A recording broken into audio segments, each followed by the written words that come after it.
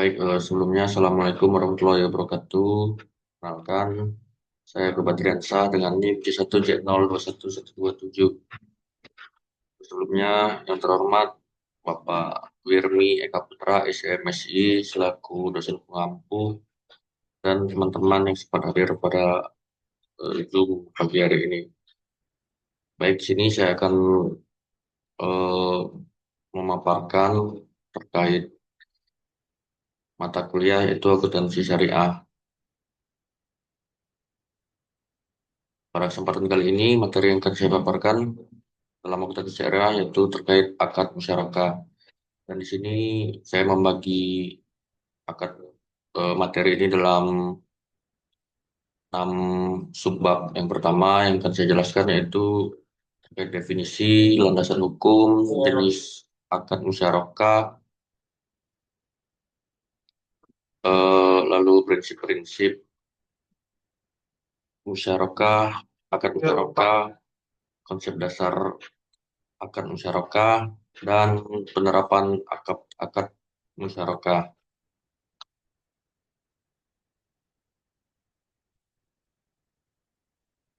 Baik, yang pertama yaitu terkait definisi. Musyarakah merupakan salah satu bentuk kerjasama dalam muamalah Islam, di mana dua pihak atau lebih sepakat untuk menggabungkan modal dalam suatu kegiatan usaha yang halal dan produktif dengan pembagian keuntungan dan kerugian berdasarkan porsi modal atau kesepakatan yang telah ditentukan. Menurut Rahayu dan Hasbi, eh, pada tahun dalam penelitiannya pada tahun 2023, musyarakah ini adalah kerjasama yang dilandasi prinsip keadilan, kepercayaan, serta tanggung jawab bersama, di mana masing-masing pihak berkontribusi dalam modal dan memperoleh hak bagi hasil secara proporsional. Akad ini menjadi salah satu bentuk pembiayaan berbasis bagi hasil yang umum digunakan dalam lembaga keuangan syariah di Indonesia. Adapun landasan hukum atau dasar hukum dari akad musyarakah ini bersumber dari yang pertama Al-Quran dan As-Sunnah atau hadis. Eh, Jenis-jenis akad musyarakah ini dibagi menjadi dua, yaitu berdasarkan eh, ulama fikih dan pernyataan standar akuntansi keuangan atau PSAK. Eh, Berdasarkan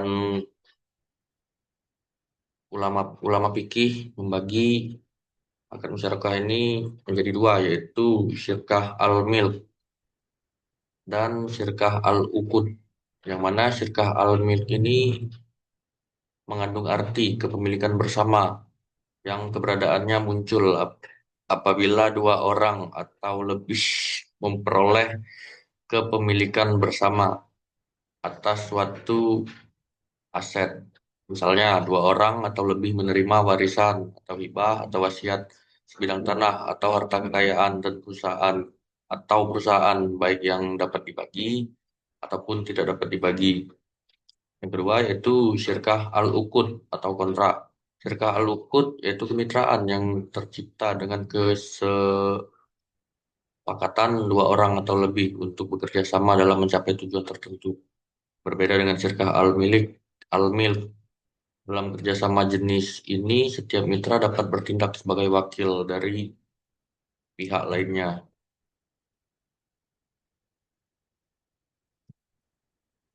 Lalu berdasarkan pernyataan standar akuntansi keuangan, akad musyarakah ini dibagi menjadi dua juga, yaitu musyarakah permanen dan musyarakah menurun atau musyarakah mutanakisah.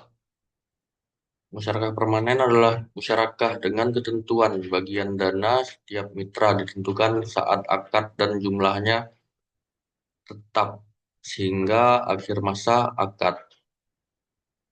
Dan pernyataan ini tertuang dalam PSAK nomor 106 par 4. Lalu musyarakah menurun atau musyarakah mutanakisah, yaitu Musyarakah menurun adalah musyarakah dengan ketentuan bagian dana salah satu mitra akan dialihkan secara bertahap kepada mitra lainnya sehingga bagian dananya akan menurun dan pada akhirnya masa akad mitra lain tersebut akan menjadi pemilik penuh usaha masyarakat tersebut.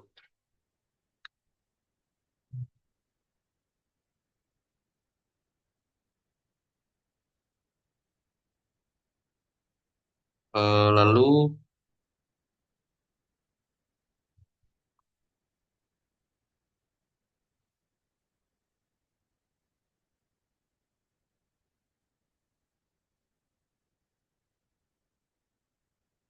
lalu adapun prinsip-prinsip akad musyarakah.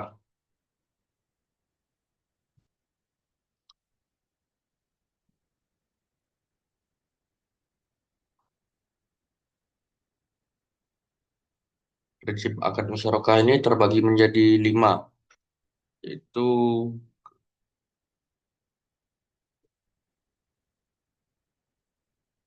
yaitu adalah kerjasama dan kepercayaan atau ta'awun dan amanah. Eh, para pihak eh, para pihak yang terlibat harus saling percaya dan bekerja sama secara adil dalam menjalankan usaha. Itu yang dimaksud dari kerjasama atau kepercayaan. Lalu bagi hasil, keuntungan dibagi berdasarkan kesepakatan awal, sedangkan kerugian ditanggung sesuai proporsional modal yang disertakan. Lalu adapun prinsip keadilan, setiap keputusan dalam kerjasama harus memperhatikan prinsip keadilan agar tidak ada pihak yang dirugikan. Dan yang keempat, yaitu ada transparansi. Semua pihak, transparansi maksudnya yaitu semua pihak wajib terbuka dalam hal pengelolaan dana, laporan keuangan, dan hasil usaha. Dan yang terakhir yaitu kepatuhan syariah. Seluruh kegiatan usaha dalam akad musyarakah harus terbebas dari unsur riba, gharar, atau ketidakjelasan, atau maisir, spekulasi. Dan di sini saya akan menjelaskan yang subbab kelima yaitu konsep dasar akad musyarakah dalam perspektif ekonomi Islam. Dalam sistem ekonomi Islam, kegiatan ekonomi tidak hanya berorientasi pada pencapaian keuntungan material, melainkan juga pada nilai-nilai moral dan keadilan sosial. Akad musyarakah hadir sebagai bentuk kerjasama yang mengedepankan semangat keadilan, kebersamaan, dan tanggung jawab bersama antar pihak yang berakad. Musyarakah menjadi instrumen pembiayaan berbasis bagi hasil atau profit and loss sharing yang menggantikan sistem bunga konvensional yang bersifat eksploitatif.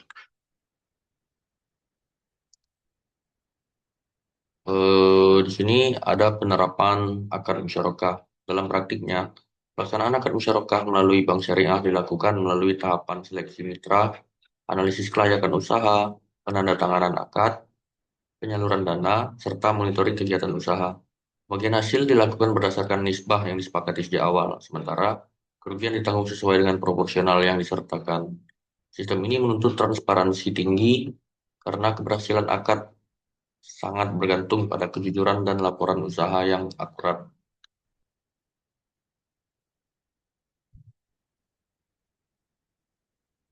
Baik, yang terakhir yaitu kesimpulan dari presentasi ini, yaitu akad musyarakah itu merupakan salah satu instrumen utama dalam sistem keuangan syariah yang berlandaskan prinsip kerjasama, keadilan, dan tanggung jawab bersama.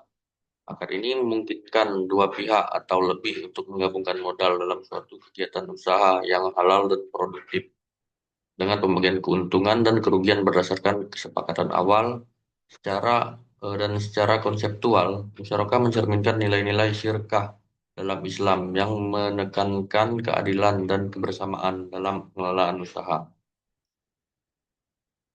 Baik, mungkin itu presentasi dari saya dan lebih dan kurang saya mohon maaf. Pada Allah saya mohon ampun. Wabillahi taufiq wal hidayah. Wassalamualaikum warahmatullahi wabarakatuh.